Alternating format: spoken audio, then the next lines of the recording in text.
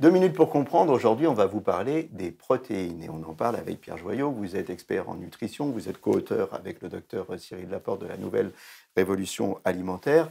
Les protéines dans l'alimentation, il en faut, mais quelles sont leurs propriétés? Alors, les protéines sont indispensables à la fabrication des muscles, de la peau, des os et de tous les organes. Les protéines sont indispensables à la vie. Quels sont nos besoins quotidiens en protéines? Alors, ça va être un petit peu abstrait, mais les besoins en protéines, c'est, en dehors de toute pathologie particulière et en dehors de tout besoin supplémentaire, 0,6 à 0,8 grammes de protéines par kilo.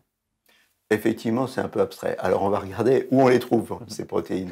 Les protéines, on les trouve facilement dans les produits d'origine animale, dans la viande, dans le poisson, dans les œufs. Pour donner un ordre d'idée, 100 grammes de filet de poulet va apporter 20 grammes de protéines. 100 grammes de sardines va apporter 20 grammes de protéines. Mais on les trouve aussi dans les végétaux. On les trouve dans les fruits, dans les légumes, mais en très faible quantité. On les trouve dans les céréales, plutôt complètes pour avoir un apport en protéines un peu plus intéressant. Et on les trouve aussi dans les légumineuses, dans les lentilles, dans les fèves, dans les haricots blancs, etc.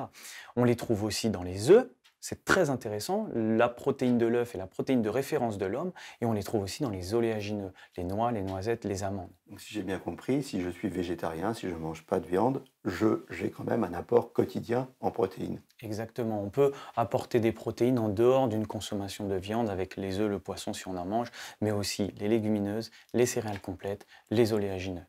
Les protéines, c'est bien, il en faut, mais il n'en faut pas trop. Qu'est-ce qu'on dit des régimes hyperprotéinés? Les régimes hyperprotéinés sont souvent très acidifiants parce que déséquilibrés. Et du coup, ça favorise l'inflammation dans le corps et ça en devient délétère. Voilà, on ne le dira jamais assez, l'équilibre, c'est la clé dans l'alimentation. Nos émissions vous plaisent, alors aidez-nous à faire grandir la chaîne. Pour parler santé au plus grand nombre, partagez, likez, abonnez-vous.